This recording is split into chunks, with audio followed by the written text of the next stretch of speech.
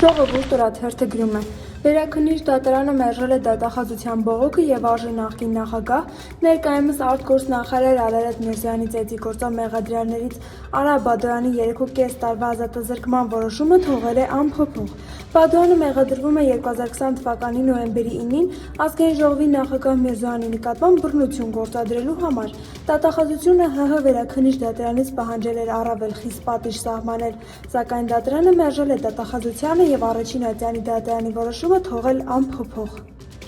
Հրապարակ օրաթերթը գրում է. Օրերս մարզահամերգային համալիրում Փաշինյանի մասնակցությամբ 2 միջոցառում էր անցկացվել։ Ապրիլի 4-ին մեծ դահլիճում տեղի ունեցավ ՔՊ համագումարը, երեկոյան փոքր դահլիճում վարչաբենդի հանդեսը։ Մարզահամերգայինի տնօրեն Կարեն Ղազարյանը մեծ զրույցում ասաց, որ 2 դահլիճն էլ Փաշինյանի թիմին տրամադրվել է վարձակալությամբ։ Փոքր դահլիճի համար վճարել են 3 միլիոն դրամ, մեծ դահլիճի համար 5 միլիոն, ասաց նա։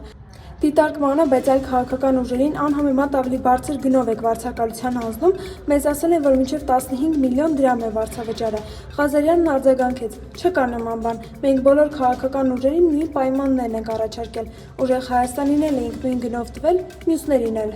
Հայաստան դաշինքից մեզ ասացին, որ իրենք 6 միլիոն դրամ վճարել են փոքր դահլիճի համար, 15 միլիոն մեծի համար։ Նույն գներն են նշում նաև երաժիշտները։ Հրապարակ օրաթերթը գրում է. ըստ իրավապահ համակարգի մեր աղբյուրների ոստիկանության պարեկներին հրահանգ է իջեցվել գործարար Սամվել Կարապետյանի հետ կապված շատ աչալուրջ լինել։ Ոստիկանությանը պարտավորեցրել են հերթապահություն իրականացնել Կարապետյանի առաջնորդած ուժի կազմակերպած բոլոր ակցիաների, միջոցառումների ժամանակ եւ արձանագրել բոլոր ավտոմեքենաները, որոնք ժամանում են դեպքի վայր, ֆիքսել պետհամարանիշները ու առիթ գտնել տուգանելու կամ տուգանային հրապարակ տանելու համար։ Մեզ ասացին, որ պարեկներն ուղղակի զոր ու գիշեր հերթապահում են ուժեղ Հայաստան կուսակցության գրասենյակների հարևանությամբ, նկարահանում, արձանագրում, տուգանում կուսակցության անդամներին տեղափոխող ավտոբուսների եւ սպրինտերների վարորդներին։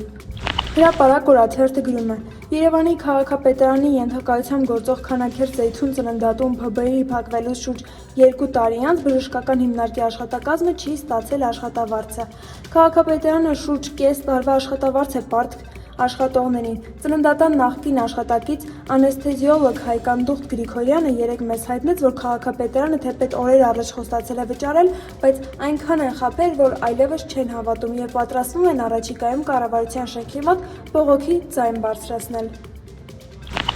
Հրապարակ թերթը գրում է. Արմավիրի մարզպետ Վահրամ Խաչատրյանը, որ խաչակրած արշավանքի հայտարարել մարզի դպրոցներում տարիներ շարունակ եղած փառքի անկյունների դեմ եւ անձամբ վերահսկում է դրանք հեռացնելու գործընթացը, ըստ մարզից ստացված տեղեկությունների ընթացը սկսել են նաեւ նախընտրական ճնշումներ գործադրել դպրոցների եւ մանկապարտեզների տնօրենների նկատմամբ։ Նրանցից մեկը մեզ պատմեց, որ մարզպետն իրենցից ցուցակներ է պահանջում, թե ովքեր են ՔՊ-ի պոտենցիալ ընտրողները եւ ովքեր կասկածելիները։